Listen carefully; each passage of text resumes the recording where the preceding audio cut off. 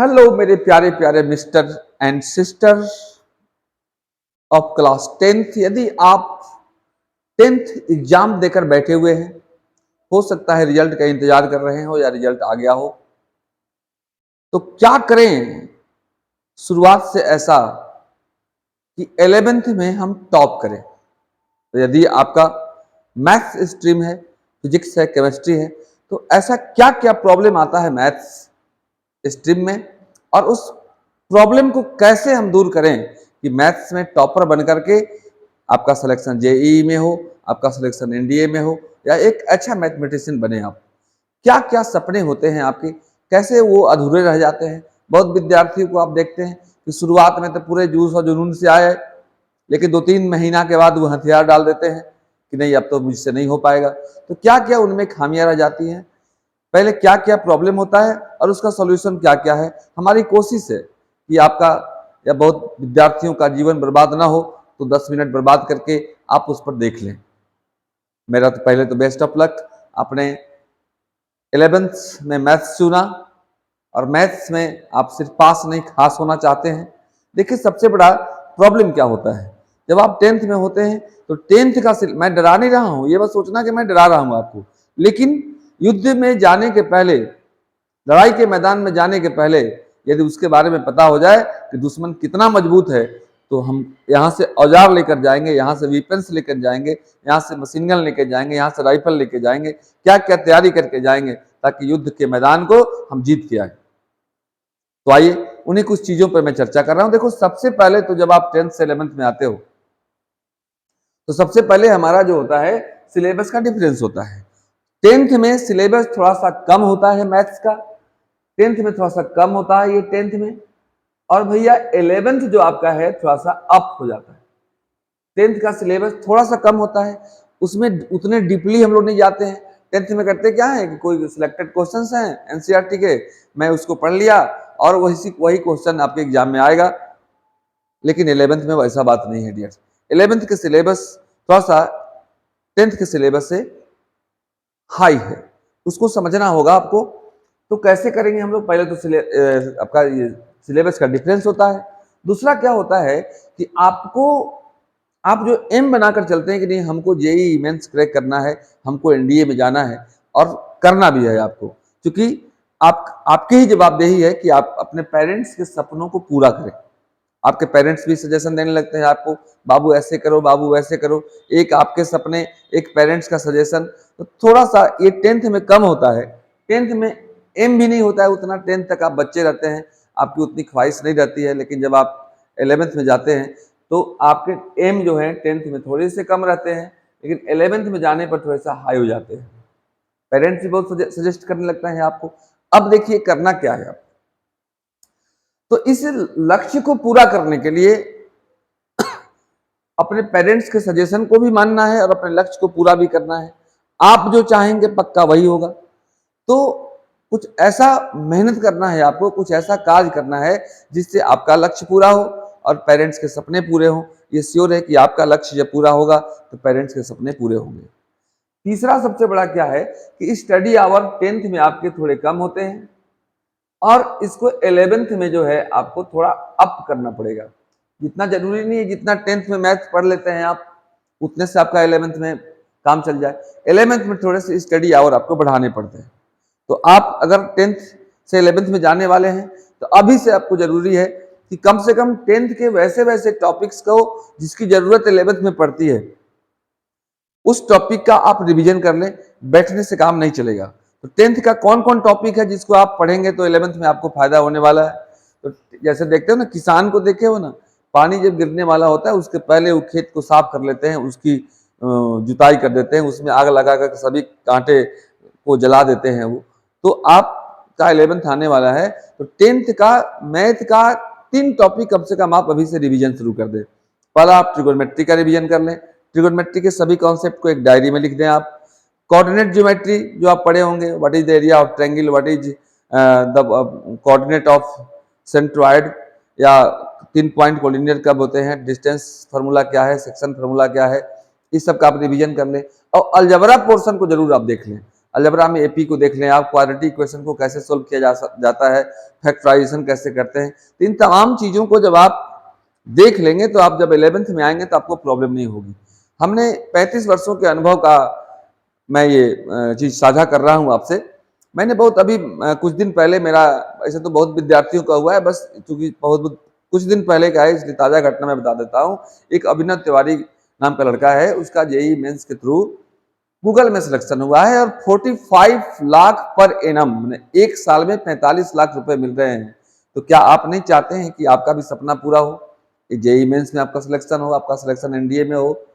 और इन सभी में मैथ्स का पोर्शन ज़्यादा काम करता है, क्योंकि 11th-12th में एक फिजिक्स भी आपको पढ़ना होता है, और फिजिक्स तभी समझ में आपको आता है जब आपका मैथ बहुत अच्छा होता है। तो मैथ पर पकड़ बनाए रखना है। जैसे मैथ्स अगर दूध है तो फिजिक्स खीर है। तो फिजिक्स जैसे खीर अच्छा तब होगा जब दूध उसमें अच्छा डालोगे। तो आपको फिजिक्स को भी अच्छा करने के लिए मैथ्स पोर्शन को टू टाइट करना होगा। जैसे बहुत बच्चे को देखें हम कि एम उनका रहता है, मान लीजिए कि नीट करना है हमको, लेकिन वो फिजिक्स नीट में पढ़ना पड़ता है, और फिजिक्स समझ में इसलिए नहीं आता है क्योंकि मैथ्स में उनको इंटीग्रेशन नहीं आता है, मैथ्स में उनको डिफरेंशिएशन नहीं आता है, उनको ट्रिग्नोमेट्री का कॉन्सेप्ट पता नहीं है। तो इन तमाम चीज़ों से चूंकि आपको जूझना पड़ेगा, इसलिए अभी अगर आप 10th का एग्जाम देकर बैठे हुए हैं, रिजल्ट बहुत जल्दी आने वाला है। आप कोशिश करें कि उन चीजों का रिवीजन कर लें आप 10th का, जिसकी जरूरत आपको 11th में पड़ती है। चौथा चीज जो सबसे बड़ा है कि application of concept 11th class में बहुत ज्यादा होता है। जैसे एप्लीकेशन किसी भी कॉन्सेप्ट पर, वर्ड प्रॉब्लम जो आप कहते हैं, तो वर्ड प्रॉब्लम 10th में उतना ज्यादा नहीं था, लेकिन हमारा 11th में उस कॉन्सेप्ट का एप्लीकेशन बहुत ज्यादा होता है। बार बार मैं बोल रहा हूं, मैं आपको मेरे प्यारे प्यारे विद्यार्थी, मैं डरा नहीं रहा हूं आपको, जस्ट उससे आगाह करा रहा हूं कि आपको कितने मेहनत करने पड़ेंगे।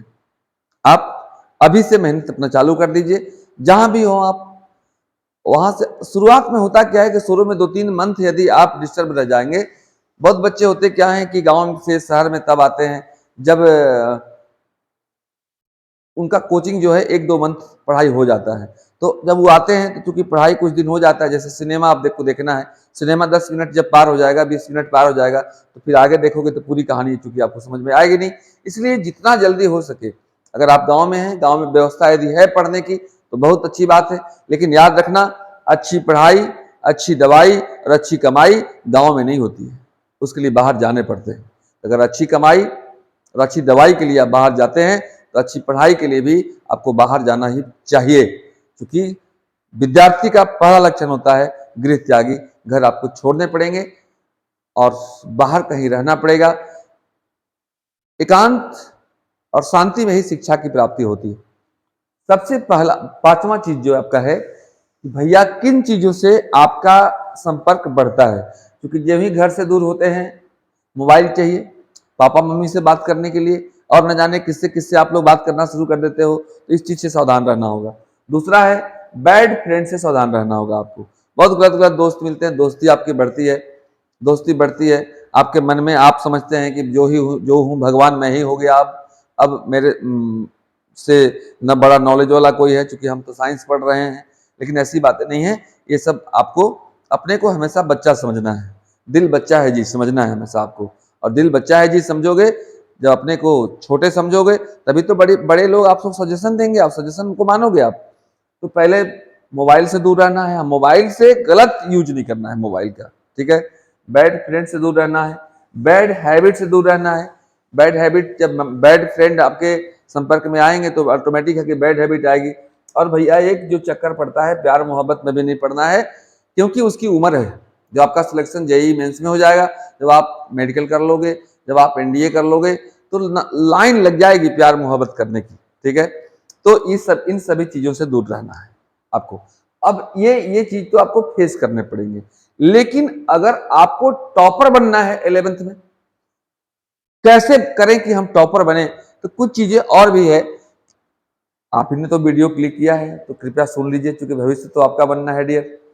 भविष्य बर्बाद हो उससे अच्छा 10 मिनट बर्बाद ही सही अच्छा से सुन लोगे। मुझे उम्मीद है कि 35 वर्षों का अनुभव, मैंने लाखों विद्यार्थियों को फायदा पहुंचाया है। आपको जरूर फायदा होगा। अब करना क्या होगा आपको? करना यह होगा मेरे प्यारे प्यारे विद्यार्थी, क्या करें? तो ये इक्वेशन जरूर आप लगाइए, d1 equal to d2 equal to d3 equal to dl। अब कहोगे सर ये क्या इक्वेशन है? पहले दिन आपने इक्वेशन से मुलाकात करवा दिया। मेरे कहने का मतलब बहुत विद्यार्थी ऐसे होते हैं कि शुरू में आए, पापा हो सकता है उनके साथ आए, 2-4 दिन मन लगा कर बहुत मेहनत किए और इसके बाद धीमा धीमा धीमा धीमा धीमा धीमा कम हो गए।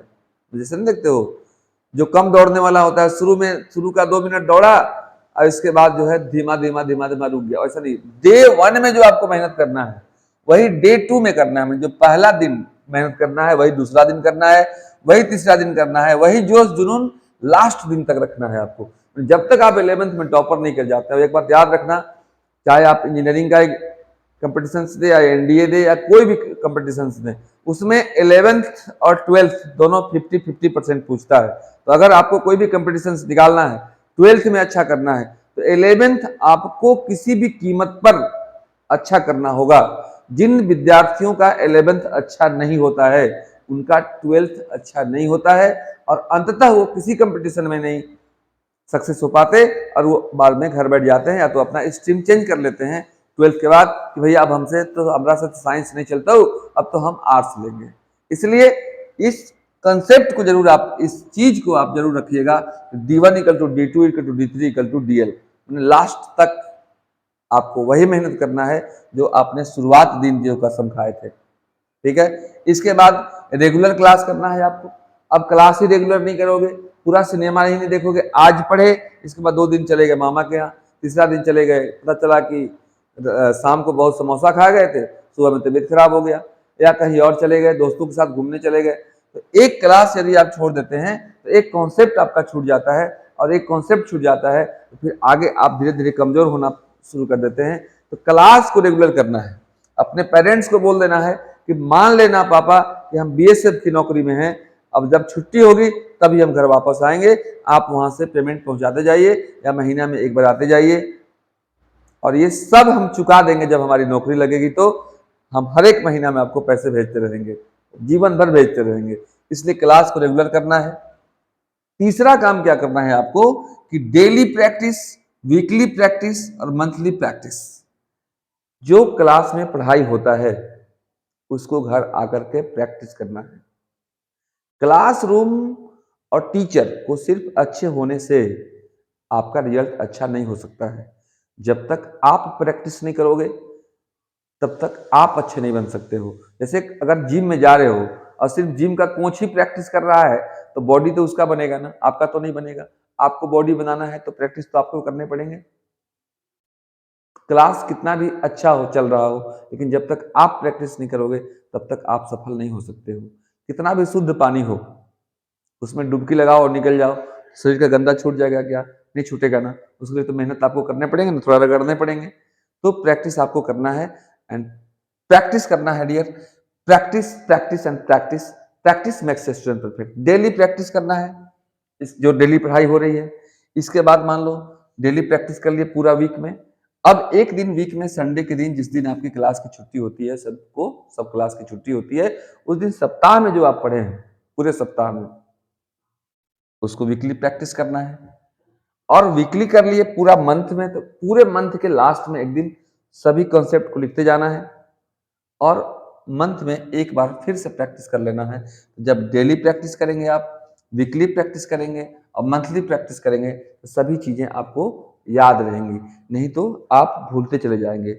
इसके बाद जो है आपका सेपरेट कॉपी बनाना है। आपको सेपरेट कॉपी बनाना है सभी सब्जेक्ट का। कुछ बच्चे क्या करते हैं, एक ही कॉपी ले लिए, पीछे पॉकेट में डाल दिए हीरो जैसा और चल दिए, उसी में खिचड़ी पूरा पका दिए। उसी में फिजिक्स लिख रहे हैं, उसी में केमिस्ट्री लिख रहे हैं, उसमें इंग्लिश लिख रहे हैं, उसी में मैथ लिख रहे हैं, उसी में गाना भी लिख दे रहे हैं, उसी में दोस्त का फोन नंबर भी लिख दे रहे हैं, उसमें कोई कोई हीरो का बढ़िया बढ़िया डायलॉग लिख दे रहे हैं। ऐसा नहीं करना है आपको। आपको हर एक सब्जेक्ट का एक सेपरेट कॉपी बनाना है। सेपरेट कॉपी के बाद एक कॉन्सेप्ट डायरी बनाना है। कॉन्सेप्ट डायरी जैसे जो कॉन्सेप्ट आपने आज पढ़ा, दिन भर में क्या क्या कॉन्सेप्ट हुआ, फिजिक्स का एक अलग, केमिस्ट्री का अलग, मैथ का एक अलग, ठीक है। तो मैथ में क्या क्या फॉर्मूला आपने पढ़ा उसको एक अलग डायरी बनाना है। एक कॉपी और बनाना है जो आपका प्रॉब्लम कॉपी होगा। जैसे आपके टीचर पढ़ाए, मान लीजिए 1 to question number 1 to question number 15 पढ़ा दिए, पहला पढ़ाए, मान लीजिए 7वां क्वेश्चन पढ़ाए, फिर 10वां पढ़ाए, फिर 15वां पढ़ाए, बीच में क्वेश्चन कुछ छोड़े हैं, आपने बनाना शुरू किया, बहुत क्वेश्चन आपसे बन गया। मान लीजिए बाय द वे आपसे क्वेश्चन नंबर 13 नहीं बना, आपने उसको पढ़ा, उसमें कुछ नया कॉन्सेप्ट है तभी तो आपसे नहीं बना, तो उस क्वेश्चन को आप प्रॉब्लम कॉपी एक बनाइए जिसको आप उसमें लिखिए और अपने से अकेले में रात में सोचने का प्रयास कीजिए। अगर सोच लेते हैं आप उसके बारे में, आपसे बन जाता है तो ठीक है, नहीं तो उस प्रॉब्लम कॉपी को अपने टीचर से जाकर डिस्कस कीजिए, सर ये क्वेश्चन नहीं बना है, और उसको उस कॉपी में जरूर लिखिए कि पहले बार में ये क्वेश्चन हमसे नहीं बना था, तो इसमें कौन सा ऐसा कॉन्सेप्ट लगा कि हमने उसको नहीं बना पाया। अगला काम क्या करना है आपको कि सभी सब्जेक्ट का डायरी भी बनाना है आपको। सबसे बड़ा चीज ये है मेरे प्यारे विद्यार्थी, अब बहुत विद्यार्थी ऐसा होते हैं जो 10th में के अपने मार्कशीट को ढोते हुए चलते हैं कि 10th में तुम्हारा 99% आया था, 98% आया था मैथ में, तो 11th में भी आ जाएगा। ऐसा कदापि नहीं होता है। 35 वर्षों के पढ़ाई, 35 वर्षों से मैं शिक्षा दे रहा हूँ, उतना मैंने देखा है कि 99% नंबर लाने वाले, सभी बच्चों को मैं नहीं बोल रहा हूँ, ध्यान रखना, 99% नंबर लाने वाले भी फेल हो जाते हैं, और जो कम परसेंट 60%, 62% जिनका मैथ में आया है और वो मेहनत करते हैं तो आगे जाकर के अच्छा करते हैं, उनका सिलेक्शन जेईई में होता है, वो एनडीए क्रैक करते हैं। तो पहले के मार्कशीट को, पहले के जोश जुनून जज्बे को आपको साइड में रखना है, नए जोश जुनून और जज्बे के साथ अपने मुकाम को हासिल करने के लिए, अपने सपनों को पूरा करने के लिए, अपने माँ पिताजी के सपनों को पूरा करने के लिए, अपने घर की गरीबी को दूर करने के लिए, अपने टीचर का नाम रोशन करने के लिए आपको आगे आना है। और मुझे उम्मीद है इतना मेहनत यदि आप करोगे, जितना बात मैंने बताया है, मैंने आपको डराया नहीं है, मैंने कुछ आपको आगाह किया है, इतना यदि आप करोगे तो 11th में टॉपर होने से कोई आपको रोक नहीं सकता है, किसी में ताकत नहीं, दुनिया ताकत रह जाएगी और बाबू पास होकर के निकल जाएगा। ठीक है। दूसरी बात, सबसे बड़ा बात यह है कि जब आप गांव से शहर की ओर आते हो तो आपको उन्हीं के संपर्क में रहना है जो पहले आपको सुधार सके। जो आपको नहीं सुधार सकता है वो आपके भविष्य को कभी नहीं सुधार सकता है। जैसे आप किसी कोचिंग में बैठे हुए हैं और वो आपको ग्राहक समझ रहे हैं, अपना बेटा नहीं समझ रहे हैं, आप गलती किए जा रहे हो, आप किसी, मान लो मोबाइल से बात कर रहे हो सकता है मोबाइल को छेड़ रहे हो, किसी लड़की से बात कर रहे हो, कोई लड़की किसी लड़का से बात कर रहा है और वो कुछ नहीं बोल रहे हैं, मतलब आपको ग्राहक समझ रहे हैं कि हम उसको डांटेंगे तो वो भाग जाएगा, तो ऐसा नहीं। जो आपको नहीं सुधार सकता है वो आपके भविष्य को कदापि नहीं सुधार सकता है। इसलिए इससे भी जरूर दूर रहिएगा कि आप वैसे जगह ही पढ़ेंगे जो कम से कम आपको सुधार सके, चाहे उसके लिए उसको जो करना पड़े। ठीक है, तो फिर मिलेंगे मेरे प्यारे विद्यार्थी अगले वीडियो में अगले बात के साथ। मुझे उम्मीद है आपको अच्छा लगा होगा, तो वीडियो को शेयर जरूर करना और वीडियो को लाइक करना। बेस्ट ऑफ लक, 11th आपका अच्छा हो और भविष्य में आप अच्छा करें। Nice, bye, thank you.